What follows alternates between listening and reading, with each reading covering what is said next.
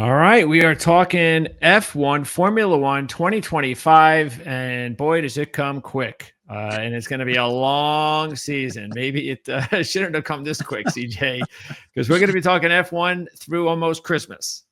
Well, when it ends in December, starts at the very end of February, and then goes again through December, you don't really have much time to catch your breath. No. No. So, but there's a lot of good happening in F1 because it didn't appear that way. No. We started doing you've been, of course, covering F1 for RotoWire and just covering F1 in general for quite a long time. We have only been doing this. This is the second year. And so the first year was pretty much going the way F1 has gone for many years. It was rather boring, rather decisive, with Max Verstappen winning everything and his odds going up as crazy, championship odds going up as crazy as like minus 700 or minus 500. I forget what the hell it was. But then something happened right around the midway point, and you were able to pick that up. And in turn, we were able to come up with a really good handicapping decision when all of a sudden Max stops dominating and the field starts picking up, including one specific driver. And then all of a sudden the odds go from minus 500 to I think it had gotten down to, now when we recommended to jump all over Max Verstappen for the championship price, I believe we recommended it about minus 180 or somewhere around the line. Yeah, I remember. He actually got down further. Yeah. Like minus 120 or like the week later or 2 weeks later when we recommended it. And obviously we just kept recommending it. And then sure enough, the silliness of putting that option out there for us to make that an easy wager worked out. I hope we get that benefited again this year. I don't think we're going to. I think they learned their lesson last year. Don't you? I hope they learned their lesson because I hope they don't learn the lesson. Well, come on now. For our purposes, I hope that they don't. But yeah, it was like free money, as you said. There was it's been Max Verstappen. It's been the Max Verstappen show for several years, ever since he narrowly beat out Lewis Hamilton for his first championship back in Abu Dhabi several years ago. And it's been all Max Verstappen and Red Bull since. And they've been the dominant parties, and 2024 started off very much the Max Verstappen Red Bull show again. He started from pole, I think the first 7 races, something like that. He won 4 of the first 6 races, but it was around Miami, which was the 6th round of last year's season, that we started to see some of the chinks in Red Bull's armor and Max Verstappen's in particular. And that was when Lando Norris really came to the forefront. And I think that, everybody with all this pent up energy over season after season after season of seeing Max Verstappen dominate, were just so hungry for somebody else to come up there and challenge him that everybody irrationally went toward Lando Norris and McLaren. And yes, Lando Norris and McLaren were very competitive and they gave him a run for his money. But it got to the point where, a little bit past the halfway point of the season, where if you could do math and you knew how many points were out there and how big Max Verstappen's lead was, the chances of Lando Norris catching him were just so small. It was unbelievable. And that's when we started saying, you have to bet on this. You have to bet on this. And then sure enough, it ended up being exactly as we said. Yep. Max won again. But the thing is it doesn't look like he's going to be able to in any way get off to that kind of start again. No. So that's, yeah.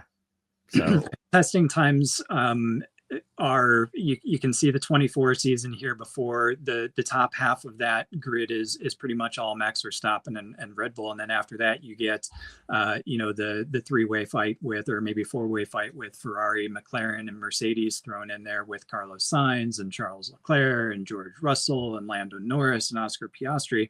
But then when you get down to 21 back in Brazil, which was a rainy race where, in a rain race in Formula One, the equipment is nullified. It's all about the driver.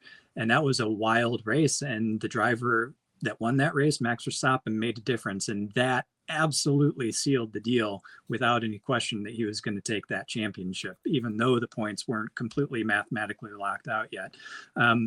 But looking to your point about Max Verstappen and Red Bull heading into 25, like we're talking about right now. They didn't have the dominant season in 24. They had a number of teams catch them. They had a number of key people leave their team. We talked about last year somebody like an Adrian Newey heading away, going over to Aston Martin. The effects of that weren't going to be immediate, but now we're getting to the point where those effects are going to start showing themselves. And Red Bull in the offseason actually revamped all of their support staff, all of their structure that's built around the team and Max Verstappen. So how do these people fit into these new roles? How does a car that once was so good that is no longer to Max Verstappen's absolute liking? How is the team able, without Adrian Newey, to develop that in the last year of these rules? And I think we saw some of that in testing too. Max Verstappen, we talked about Sergio Perez not being a great teammate and not being able to help Verstappen carry the load. And that's why McLaren last year were able to win the constructors title. Sergio Perez is gone. So this year, Max Verstappen's got a new teammate in Liam Lawson. That might hurt as well. So it's just going to be tough for Red Bull to continue their dominance. I think the good news for them is that this is the last year of the current rules package. Starting in 26, there's going to be a new engine and aerodynamic rules package. So all the engines and base car designs that everybody is using this year and has been using the past several years, it's going to be all thrown out the window when we go into 26. Okay, so you're saying, so even though Max did not have a competent partner last year, you think it's going to hurt him more this year having a new one? I do. Liam Lawson is new. He's one of 6 rookies, and I'd be remiss if I didn't say that this is the biggest rookie class since 2 decades.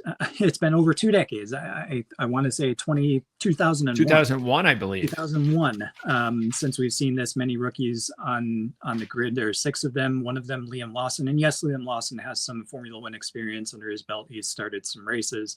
But Max Verstappen's the senior driver. Last year, he had Sergio Perez, another senior experienced driver that could help him evolve the car, help figure out another sounding board of what, try different things, of what was going wrong, see what worked.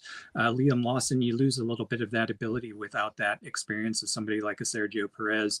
And I think Liam Lawson coming in, he's got a great opportunity, but boy, is pressure going to be on his shoulders. Red Bull, with the success that they've had and with the driver churn that they have had in that team, it's going to be really tough as a rookie for him to live up to those expectations. So I do think that having a rookie teammate, even if you're Max Verstappen, I feel that's kind of a detriment, especially when you need help evolving your car to be the best that it can be. Okay. The big story right now, one of the big stories, is Lewis Hamilton. And we're all getting ready for this. So now he's with Ferrari. And do you see this in year one as being a potential issue, or because he's actually been struggling a little bit for the most part, we know how dominant he used to be, that this could actually, be a big boost right away? It could go either way. So I hate to say that to all of our fans, but this one is one that it could either be a raging success or it could be an outright failure. Ferrari is very different than every other team on the grid, and Hamilton has spent his entire career with some form of Mercedes, whether that was at McLaren Mercedes or whether it was just Mercedes proper. He's been with them his entire career, and moving over to a team that's based in a different country, speaks a different language, has a different approach, a much more emotional approach versus a very data-driven German Mercedes outfit. It could go either way. Everyone wants to drive for Ferrari, though, and I don't know that Lewis Hamilton's legacy would have been complete if he didn't drive for Ferrari at some point. I tend to lean a little bit more on the side that it's going to be a success, and the reason I say that, first and foremost, is the exact opposite of what I said with Liam Lawson and Max Verstappen. Lewis Hamilton's teammate's going to be Charles Leclerc. And Charles Leclerc was one of the guys that was able to step up and take the fight to McLaren and Mercedes and Max Verstappen and Red Bull last year. So that Ferrari team has been improving even before Hamilton got there. You've got 2 tremendously experienced drivers and very successful drivers that know what they need out of the car. So I think the evolution, the weak points of the car that are left for Ferrari to find, if there's any pairing that can find it, it's going to be Hamilton and Leclerc. So I think Hamilton's coming into a car that's got a really great base, developed a ton last year. Hamilton, with his experience and his knowledge, is also going to bring some development to that car. So I think Ferrari could be more on the side of outperforming versus underperforming. However, all those cultural factors of switching from Mercedes to Ferrari, Hamilton's going to have to deal with. However, I think he's mature enough and experienced enough that he'll be able to get through it. Okay. You mentioned the rookie Lawson. So talk about the rookie class. Do you expect any of these rookies to make an impact? Yeah, we got 6 rookies. Kimi Antonelli at Mercedes, Liam Lawson at Red Bull, Oliver Behrman at Haas, Gabriel Bartoletto, who is the F2 champion last year, Jack Doohan at Alpine, who is the son of Mick Doohan, famous Australian motorcycle racer, and then Isaac Hajar, if I'm pronouncing that right, or Isaac Hajar.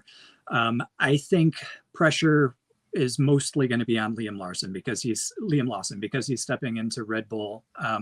We know that they are churning their drivers. They know that they expect to succeed. We know that the Red Bull car is very good. So I think that more pressure out of all of these 6 is going to fall on Liam Lawson's shoulders. I think Oliver Behrman's shown some great potential. However, you've got Lewis Hamilton and Charles Leclerc at Ferrari. Behrman's kind of on the Ferrari track, which is why he ended up finding a spot at Haas. So more of the expectation of him to grow his experience this year with Haas before stepping up into Ferrari proper whenever that time might be right. I think out of the 6 that are there that we listed off, I think 2 have the potential to really be interesting to watch. And first and foremost is going to be Kimi Antonelli. He's stepping into Mercedes. He's going to be the partner to George Russell. I think Mercedes was one of the teams last year that was able to fight for the championship. I think George Russell, similar to what I said about Ferrari with Leclerc being able to develop that car a little bit, George Russell got that car in a better spot last year. So I think Kimi Antonelli can come in and make an immediate impact. There's less pressure on his shoulders than, say, Liam Lawson at a place like Red Bull. So I look forward to watching Kimi Antonelli. I think he's probably got a chance of performing the best because of the equipment that he's in with comparatively less pressure.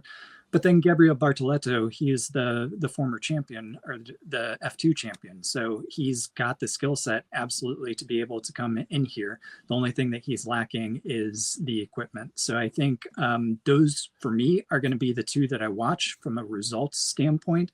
I very much expect Antonelli to have better results, but I think from an impression standpoint, in order to impress everybody on the grid and make the most out of the equipment that he has at his disposal, I'd probably put my money on Gabriel Bartoletto. Okay. Let's now go over what happened at testing. So it appeared that it was basically between McLaren and Mercedes, correct? Yeah, those were definitely the top 2. I think they got the most laps under their belts with the fewest problems. They also had some of the quickest times. So I think heading into the season, McLaren and Mercedes looking very good. Ferrari not too far behind either.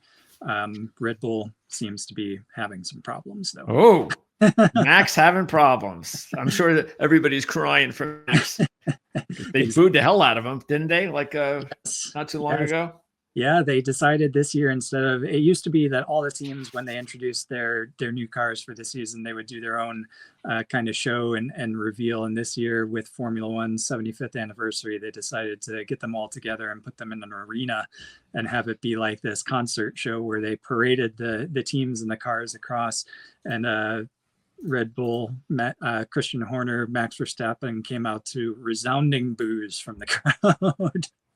Well, it's not true that everybody loves a winner. So to an extent, it's the same thing. You get in the NFL, you boo the Patriots, you boo the Chiefs. Nobody likes dynasties except the fans of those dynasty teams or drivers. Okay. So what's this going to be? Let's get your predictions. What's this going to be down to as we take a look at the F1 championship predictions right now? There's Lando Norris as right now the odds-on favorite. So I don't like plus 175 with 24 races to go and nothing on the board yet. And then Max is in second. and then here you got the rest. So what do you agree that these are the only 6 that we should be talking about? Norris, Verstappen, Leclerc, Hamilton, Piastri, and Russell. Yeah, I would agree with that. We talk in NASCAR. Anything can happen in racing in a single race, let alone a 24 race season all over the world. And yes, McLaren and Lando Norris were very strong to end last year, and I think they'll be strong again. But so much can happen. I mean, Lando Norris could get injured in the first practice coming out at Australia. Sure. Why would you just spend however much to get unless you think he's going to dominate like Max Verstappen did last year. Agreed, which we didn't see it last year. I don't see that happening necessarily again this year because, like we said, there are 3 really strong teams that showed in testing that they have the potential to be competitive.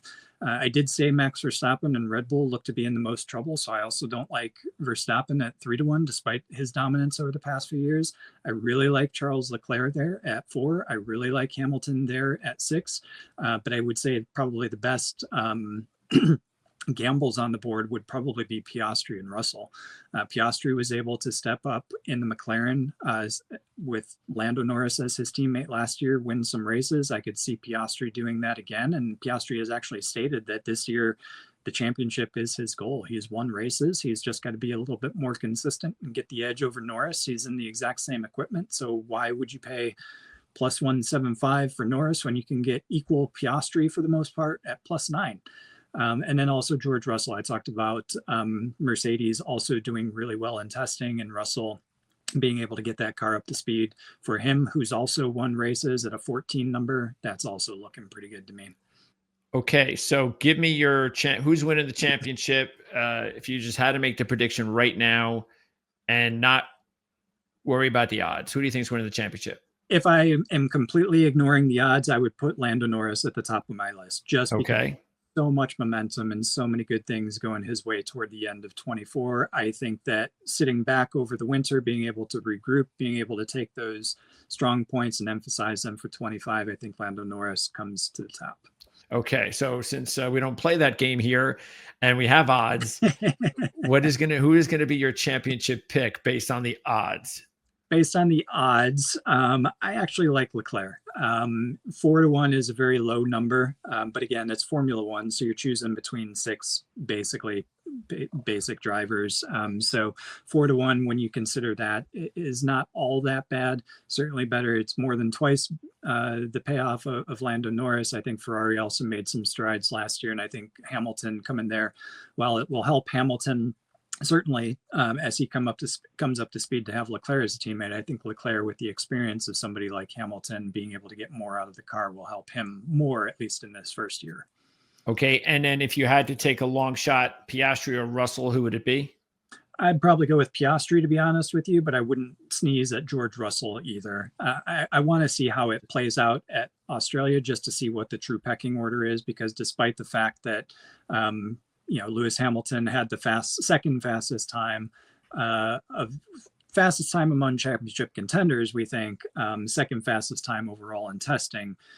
Leclerc and Ferrari third. George Russell was right behind them. So again, I want to see on track what the true pecking order is, see where Mercedes really shakes out before I determine whether it'd be Piastri or Russell, but those two would be my long shot choices. And look, this is the way you could do it depending on whether or not you have, how much money you have. I'm just going to round it out to like $100 on average. So let's say what your strategy then, the best way to do it is you would put, say, 2, maybe 3 on Leclerc. And then all you have to do is put 1 each on Piastri and Russell, or you put 1 on Russell, 50 on 1 on Piastri, 50 on Russell. And if one of those 3 wins, you're making money. Exactly right. So, okay. And I think there's a very good chance that one of those 3 is going to win too. So, okay. I like to hear that. All right. So that's going to wrap it up for everybody checking us out here for the first time. F1 coverage is going to be here all season long. Anytime there's a race, we're going to be here to talk about it. We also have our NASCAR coverage. If you have never seen that, you can check that out on the channel as well. So don't forget to subscribe so you don't miss any of our videos, NASCAR Cup and F1 for the 2025 season. So also, you're going to have anything for RotoWire? Yeah, every Formula One race, I do another DFS picks, so daily fantasy lineup, as well as best bets for every Formula One race on rotowire.com. And when do those come out? Friday? Those will be on Fridays as well. Yep. All right. So we'll make sure to make that available right here on the video page whenever it comes out every Friday. So for CJ Radune, Greg DePalma, thanks for tuning in to our F1 preview for 2025, and we'll see you again next week.